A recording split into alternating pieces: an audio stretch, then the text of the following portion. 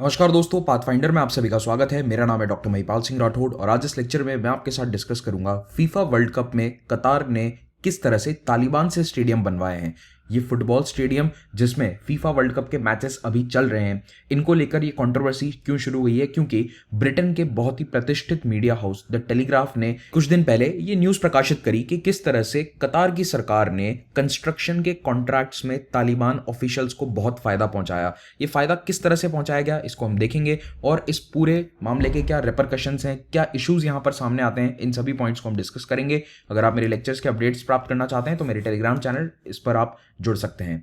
तो देखिए, तालिबान के ऑफिशियल्स ने इन पूरे कॉन्ट्रैक्ट से मिलियंस ऑफ डॉलर्स बनाए हैं और मेनली इन्होंने ये कंस्ट्रक्शन एक्टिविटी के माध्यम से पैसा बनाया है।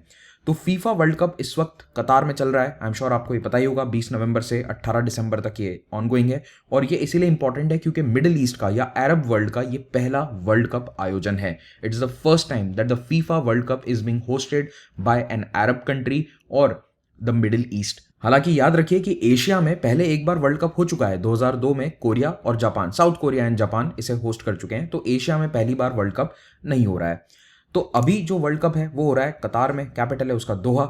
आप जानते ही होंगे कि कतार एक बहुत ही छोटा कंट्री है, मैप पे भी आप देख सकते हैं साइज में। अरब कंट्रीज में भी ये इसकी साइज काफ़ी छोटी है, it's smaller than UAE. In fact यहाँ की आबादी केवल 30 लाख लोगों की है। जो यहाँ की नेटिव पॉपुलेशन है वो केवल 30 लाख कतारी सिटीजन्स की है और बाकी जितने भी लोग यहाँ काम करते हैं वो सभी माइग्रेंट वर्कर्स हैं। अब साइज और आबादी में ये छोटा सा अरब देश कतार 30 लाख की आबादी के साथ अमीर तो बहुत हो गया क्योंकि यहाँ पर ऑयल एंड गैस के अथाह भंडार हैं, जिसके कारण यहाँ पर कैपिटा इनकम दुनिया में सबसे ज्यादा है। It is one of the wealthiest Nations in the world और इसे दुनिया भर का इन्वेस्टमेंट भी मिल रहा है। लेकिन कतार के पास जियोपॉलिटिकल क्लाउड नहीं था, यानी कि अंतरराष्ट्रीय स्तर पर कतार की कोई सुनता नहीं था। कतार एक बड़ा प्लेयर नहीं है जिसके बारे में कोई सोचे। मोस्टली ये सऊदी अरेबिया की छत्र छाया में जीता था। सऊदी अरेबिया एक बड़ा जियोपॉलिटिकल प्लेयर है, एक बड़े भाई के रूप में वो यूएसए या अन्य पश्चिमी देशों से डील करता था और कतार एक छोटे भाई के रूप में चुपचाप पीछे खड़ा रहता था।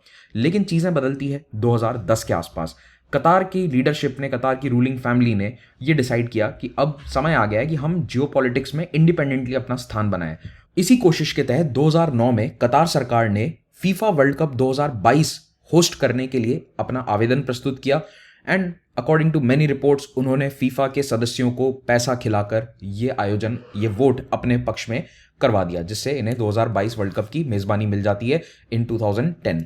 वर्ल्ड कप की मेजबानी के बाद कतार ने अपना दूसरा टारगेट बनाया अमेरिका और तालिबान के बीच में शांति समझौता करवाने को। अब ये एक ऐसा काम है अगर जिसको कतार सही से करवा देता तो जेन्युइनली वो जियोपॉलिटिक्स में एक बहुत बड़ा प्लेयर बन जाता। और कतार ने 2012-13 के आसपास से कोशिशें शुरू करी क्योंकि आपको पता ही होगा 2001 से यूएसए अफगानिस्तान में एक लड़ाई लड़ रहा था। By 2012-2011 they wanted to wind it down. Barack Obama जब राष्ट्रपति बने थे तो उन्होंने इस तरह के वादे किए कि मैं युद्ध खत्म कर दूंगा अफगानिस्तान इराक में। इराक वाला युद्ध उन्होंने कर लिया लेकिन अफगानिस्तान वाला उनसे खत्म हो नहीं रहा था। तो ऐसे में कतार आगे आता है, पेशकश करता है यूएस से कि हम करते हैं बीच में, हम एक्सपर्ट हैं, हमें आता है तालिबान से बात करना, आप हमारे थ्रू ये बातचीत करिए। तो होता यह है कि तालिबान की लीडरशिप को, technically they were terrorist at that time but we are suppose to call them leadership for now, तो इन्हें बुलाया जाता है कतार में और इन्हें यहाँ पर रुकवाया जाता है और 8-9 साल तक ये बातचीत चलती है। फाइनली 2018 में एक एग्रीमेंट होता है छोटा मोटा और एक 2020 में मेजर एग्रीमेंट होता है। 2020 फरवरी के आसपास ये एग्रीमेंट हुआ था, आइदर जनवरी और फरवरी मंथ।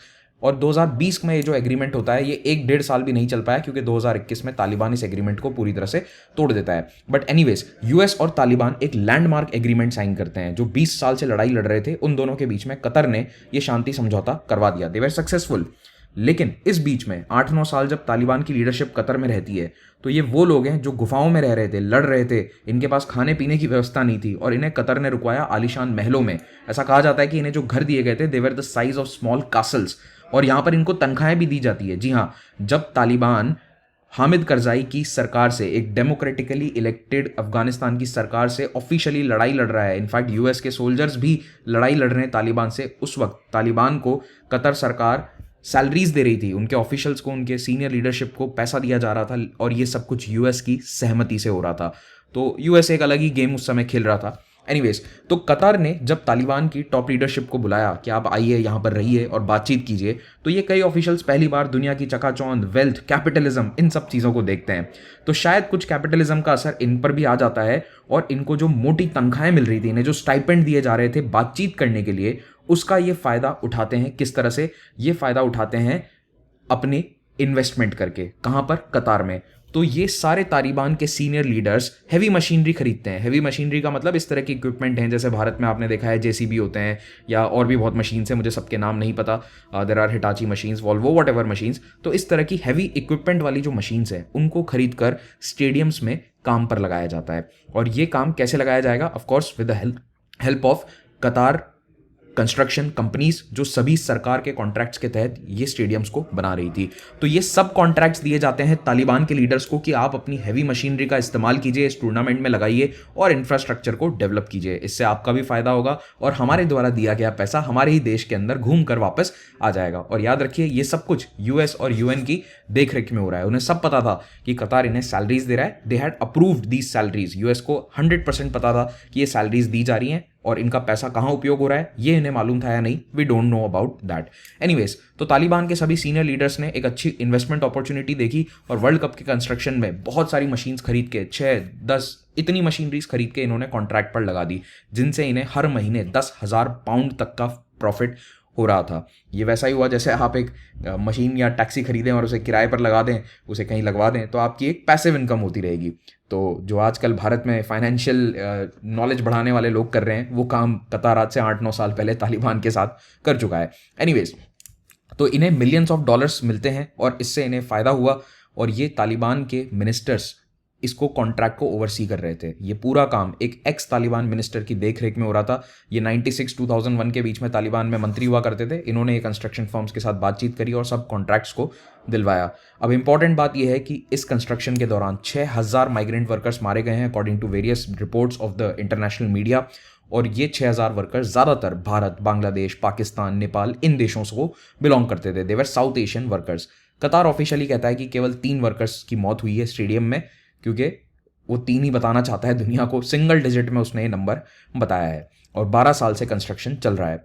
अब यहाँ पर हक्कानी नेटवर्क का भी इन्वॉल्वमेंट है। तो टेलीग्राफ की रिपोर्ट कहती है कि हक्कानी नेटवर्क, जो कि एक नॉन टेरर फाइनेंसिंग इंस्टीट्यूशन है, इसने कई बार टेरर को फाइनेंस किया है पाकिस्तान, अफगानिस्तान, पूरी दुनिया में। तो ये पिछले 8-9 सालों से अरब कंट्रीज़ में जाकर जो अफगान्स हैं, जो देश छोड़कर बाहर रह रहे हैं किसी और देश में, उनसे चंदा इकट्ठा कर रहा है और कह रहा है कि आप भी अपना पैसा लगाओ कतार के वर्ल्ड कप प्रोजेक्ट्स में, you will get a very good return. तो ये सारा तालिबान का जो पैसा है ये फनल होकर कहाँ पर आ रहा है? कतार के कंस्ट्रक्शन बूम में। अब कंसर्न ये है कि ये काफ़ी पैसा इसमें हक्कानी नेटवर्क भी बीच में कमा रहा है, क्योंकि of course they will take their own cut, और ये पैसा भारत, अमेरिका और कई अन्य देशों में आतंकवाद को फाइनेंस करने के लिए डाला जाता है।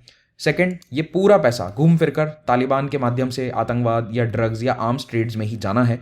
और लेबर अब्यूज़ एलिगेशंस तो अपने स्थान पर है ही, वो आपको पता ही होगा, काफ़ी न्यूज़ में रहा है पिछले कई हफ्तों से कि कितने अब्यूज़ हुए हैं लेबर के साथ, उनको पैसे नहीं दिए गए, लेबर्स के साथ फिजिकल टॉर्चर होता है, उन्हें गर्मी में 50 डिग्रीज में काम करवाया जा रहा है, and they were dying in these all stadiums. और यहाँ पर कंस्ट्रक्शन में तालिबान का भी इन्वॉल्वमेंट है। और सबसे बड़ी बात यह है कि 2022 में भी अमेरिका अभी भी तालिबान के साथ बातचीत कर रहा है। जी हाँ, ये यूएस डिपार्टमेंट ऑफ स्टेट की प्रेस रिलीज है, आप देख सकते हैं। इनकी 29 और 30 जून को 2 दिन की बैठक हुई थी तालिबान की लीडरशिप के साथ। Again these meetings are being brokered by कतार।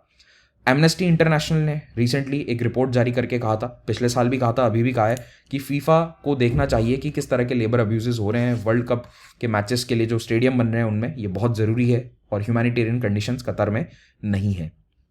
And the irony of all this was कि 1-2 दिन पहले न्यूज़ आई कि तालिबान 1990s की तरफ फिर से स्टेडियम में पब्लिक पनिशमेंट्स को शुरू कर चुका है। जी हाँ, 1990 के दशक में जब तालिबान पावर में था तो वो पनिशमेंट देते थे, कोड़े बरसाते थे, लोगों पे पत्थर मारते थे, इस तरह की पनिशमेंट्स स्टेडियम में दी जाती थी। It was a public spectacled, हज़ारों लोगों को इकट्ठा करके उनके बीच में, सबके बीच में ये पनिशमेंट्स दी जाती थी। और वो ट्रेंड अभी कुछ दिन पहले इन्होंने स्टार्ट कर दिया।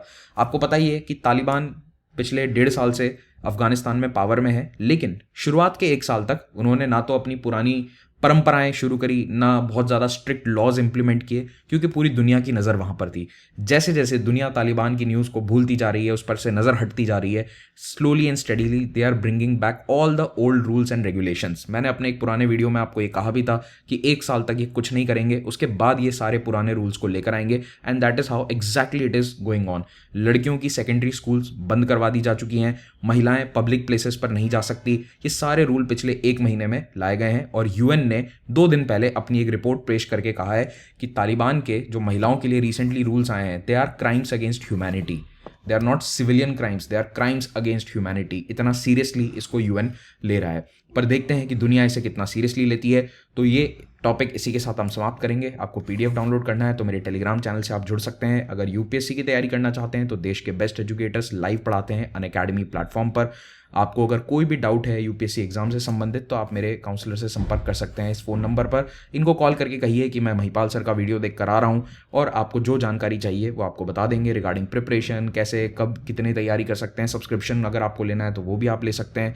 प्रीलिम्स के लिए हमने एक स्पेशल बैच लॉन्च किया है for just 6 months. It's called Raftaar in Hindi and accelerate batch in English. 1 दिसंबर से स्टार्ट हो रहा है। और याद रखिए कि इन बैचेस को ज्वाइन करके एक बाइलिंगुअल बैच भी हम स्टार्ट कर रहे हैं, तो इसके लिए हमने एक अलग स्पेशल फीस यहाँ पर रखी है। You can check it out here. और यहाँ आपको सब जगह 10% डिस्काउंट मिलता है अगर आप महिपाल कोड का इस्तेमाल करते हैं तो। और हमारे कुछ और भी ऑफर्स चल रहे हैं, ये हमने एक्सटेंड किए हैं कुछ दिन के लिए, आप इनको ज़रूर चेकआउट कीजिए। सारे कोर्सेज ईएमआई पर अवेलेबल हैं। You can go and avail these options. उसके लिए आपको फ़ोन नंबर पर कॉल करना पड़ेगा ईएमआई के लिए। एंड याद रखिए कि हमारा कॉम्बैट हर रविवार को होता है, इसमें हिस्सा लेकर आप स्कॉलरशिप जीत सकते हैं up to 50%। Last mile program interview के लिए जल्द शुरू हो जाएगा जैसे ही मेंस का रिजल्ट आता है। कंपीट को ज़रूर इस्तेमाल कीजिए, कंपीट करिए आपस में, देखिए कि आपका स्तर दूसरे एस्पिरेंट्स के मुकाबले क्या है। डाउट्स और सॉल्यूशन सेक्शन लाइव हो चुका है, please go check it out. सारे डाउट्स आपके यहाँ पर सॉल्व हो जाएंगे। Thank you very much, have a great day.